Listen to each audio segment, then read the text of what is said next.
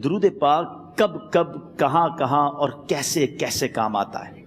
ایک بہت ہی خوبصورت واقعہ، بڑا ایمان افروز واقعہ ہے جو میں آپ کے سامنے پیش کرتا ہوں۔ ایک دوست نے اپنے ایک دوسرے دوست کو قرض دیا، اور جب اس نے قرض دیا تو وہ قرض ایک بڑی اماؤنٹ تھی، 3000 دینار۔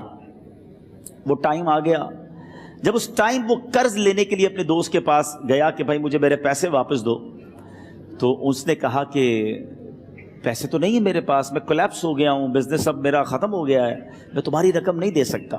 اس نے ایک اور ٹائم دے دیا اسے کہ ٹھیک ہے اب اتنے دنوں کے بعد میں دے دوں گا۔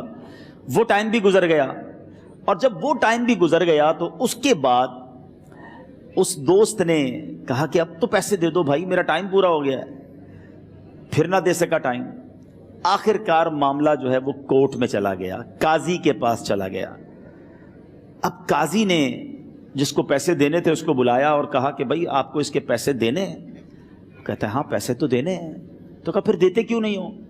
کہا پیسے ہیں ہی نہیں، کاروبار ہی ختم ہو گیا ہے، قرضہ تو لیا تھا، اب میرے پاس بچا ہی کچھ نہیں ہے۔ تو کہا اچھا اب یہ بتاؤ کہ کب دو گے، کیسے دو گے؟ اس نے کہا بس میرے پاس پیسے ہی نہیں ہیں۔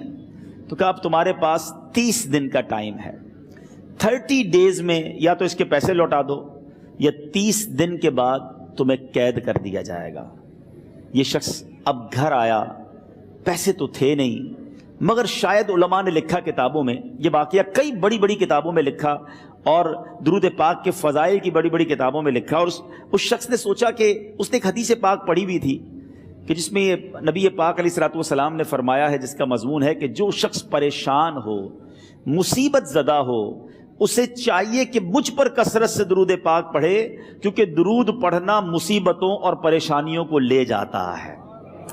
اب اس عاشق رسول نے سوچا اور تو کچھ ہے نہیں، اب میں درود پاک پڑھنا شروع کرتا ہوں۔ صبح سے لے کر شام تک وہ درود پاک پڑھنے لگ گیا۔ 27 دن گزر گئے، only 3 days left، 3 دن باقی تھے قاضی کے پاس جانے میں۔ 27 دن گزر گئے درود پڑھتے پڑھتے۔ جب 28ویں رات آئی تو آنکھیں تو بند ہوئیں، مگر خواب میں اسے ایک آواز آئی، گھبراؤ نہیں، تمہارا قرضہ ادا کر دیا جائے گا، تمہارا مسئلہ سالو ہو جائے گا۔ صبح اٹھتا ہے، درود پاک پڑھ رہا ہے، مگر کہتا ہے یہ آواز سے تو مسئلہ حل نہیں ہوگا، پیغام کیا ہے اسے سمجھ نہ آیا۔ 28واں دن گزر گیا، 29ویں رات آ گئی، مگر اب آنکھیں بند ہوئیں اور قسمت جاگ اٹھی۔ نبی پاک صاحب لولاک صلی اللہ تعالی علیہ وسلم خواب میں تشریف لائے۔